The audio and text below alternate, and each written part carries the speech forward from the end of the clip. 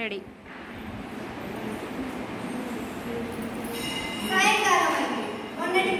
పూటకులమ్మకి నాకి సామాన్ల సంతలో గొడవైంది. బుర్ర బద్దలు పడతామన్నంత కోపం వచ్చింది. పేషెన్స్ పేషెన్స్ పూర్ రిచర్డ్ చెప్పినట్టు పేషెన్స్ లేదే పని జరగదు. ఇలా డబ్బులు లాగేస్తే ఈ ఊళ్ళో ఎన్ని పరిణామాలు ఊరుకునేవి కాదు. ఎక్కడ చూసినా బాకీలే, డాన్సింగ్ డాన్సింగ్ డాన్సింగ్. మొన్న వెంకు పంతులు గారి కోడలికి లవ్ లెటర్ రాస్తే ఎవరొచ్చి ఏ ఫోటోలో వచ్చి నడుపుతారో తెలీదు. ఈ ఊరు నుండి వెళ్ళిద్దామంటే ఇక్కడ నాకు ఏమైనా మంత్రవాణిని విడిచిపెట్టి ఉండలేను. ఎవరక్కడ? నా ప్రియ శిష్యుడు వెంకటేశం రాలేడు. వీడి ముఖం చూస్తుంటే ఈసారి పరీక్షలలో కూడా ఫెయిల్ అయినట్టే ఉన్నాడు. పోనీ ఈసారి పరీక్షలలోనైనా వీడికి చదువు చెప్పేటప్పుడు కూడా ఇస్తే సగం చిక్కులు వదులుతాయి. ఏరో మై డియర్ షేక్స్పియర్, వెరిటన్ మై డియర్ వెంకటేశం, ఏంటి ముఖం మీద వేరే వేసుకుని వచ్చా? మీకు మాట్లాడుకోండి. నాకు వచ్చిందల్లా ఒకటే, చుట్టకాల్సిన ఒక్కటి బాగొచ్చు. పాఠం చెప్పమంటే ఎప్పుడు కబులే చెప్పాలి కానీ పాఠం చెప్పిన పాప నా పోయాడు. డామ్ ఇట్, ఇలాంటి మాటలంటేనే నాకు కోపం వస్తుంది. మరి it is the base in the gratitude. నాతో మాట్లాడమంటేనే ఒక ఎడ్యుకేషన్. నేను మాట్లాడే లాంగ్వేజ్ మీ మాస్టర్కైనా వచ్చా? నా దగ్గర చదువుకున్న వాళ్ళు ఎవరు అప్రయోజనం కాలేదు. వీరంతా వట్టి వెలవలోయ్. అయినా నేను శుద్ధి నేర్పించిన దానికి థ్యాంక్స్ చెప్పగా తప్పు పడతావా? భగవతి అమృతము తేగ పొగభగమని పొంగి చుక్క భూమిని రాలే.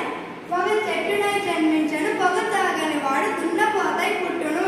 Pure buffalo, pure buffalo. ఇది బ్రహ్మ రాజకీయంలోని 4వ శ్వాసంలోనిది. అవునా?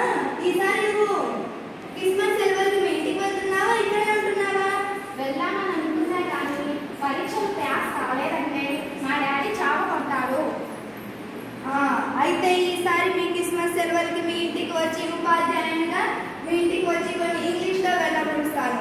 అప్పుడు నీ పుస్తకాలలో ఉండే పాఠ్య పుస్తకాల్లో ఉండే 4 ఇంగ్లీష్ పదాలని అటు ఇటు వెళ్ళబొచ్చేసి. అమ్మయ్య, ఇలా అన్నారు బాగుంది. 2 కాలం క్రితమే మా అమ్మ మిమ్మల్ని ఇంటికి తీసుకురమ్మనండి. అయితే ఈసారి అవును, నా దగ్గర కరెన్సీ నోట్లు ఉన్నాయి. నీ దగ్గర నాణ్యాలు ఏమైనా ఉన్నాయా? ఉన్నాయి. ఈసారి నువ్వు నా మాట విన్నట్లయితే నేను నీకు సురేంద్రనాథ్ బెనర్జీ లాంటి చేస్తాను. వెళ్ళండి మై డియర్ గుడ్ బాయ్, వెళ్ళండి. Good enough. సరే. ఈసారి ఈ రోజు రాత్రి కొన్ని వెళ్ళబుచ్చిన రాయబారాలను వెతుక్కొని రావాలి. కానీ నా ప్రియమైన మధుర వారికి పార్టీ ఇచ్చి తీరాల్సిందే.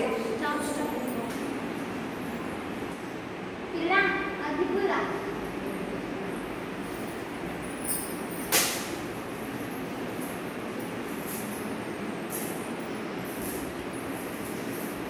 మగవారికైనా ఆడవారికైనా నీతి ఉండాలి.